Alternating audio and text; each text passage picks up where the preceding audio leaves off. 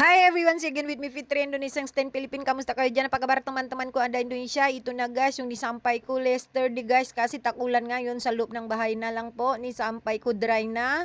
Tanggal ko lang from hanger and then I will put sa room. Mamaya na lang po akong magtupi. After this, makayos na ako ng gamit. Medyo kalat and then makat karton lang po. Yun lang yung ginawa ko for today video. Teman-teman yung Indonesia, ini jumuran ko udah kering. Aku jumurnya cuman di dalam ruangan ini ya guys. Karena musim hujan, takutnya nanti pulang balik keluar ke dalam gerimis. Bagus di dalam rumah aja. Angkat ini teman-teman, aku letak di kamar baju yang udah kering. Nanti aja setelah selesai baru aku lipat baju. Lalu aku kemas-kemas barang. Ini barang-barang ini dari mobil ya.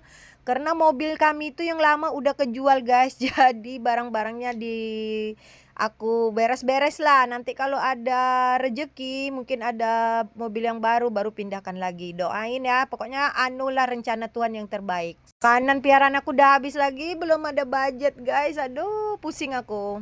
Terus ako ng gamit guys, medyo makalat. Kasi yung gamit yun, galing po sa sasakyan. Yung luma sasakyan namin, nakasult na guys.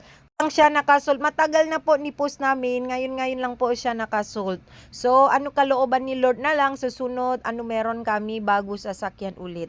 Second hand muna. Hindi pa kaya yung bago guys. Basta maganda na matipid, okay na yon. Pakain yung aso, almost ubus na naman. Wala pa kami budget guys. Bigay ko muna pakain yung alaga ko. Lang araw-araw guys, ginawa ko. Wag po kayo mag-boring. Thank you for support me always. Po ito yung dalawa alaga ko kumain na. After that, close ko po yung gate. Harang ko baka lumabas yung alaga kung magdilik ng ako halaman. Yun lang guys. After that, continue to cut carton ulit.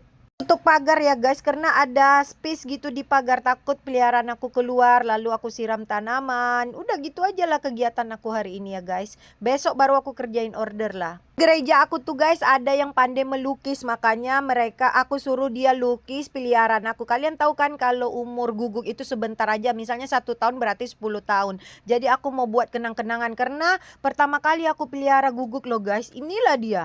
Kasi ako ka church may marunong siya mag-pin. Sabi ko papin niya yung dalawang aso ko pang remembrance. Alam mo naman yung aso right, yung age saglit lang yun pa. Kasi ito first time ako mag-alaga ng aso para remembrance lang guys. Okay, God bless everyone. See you in my next vlog. Thank you guys.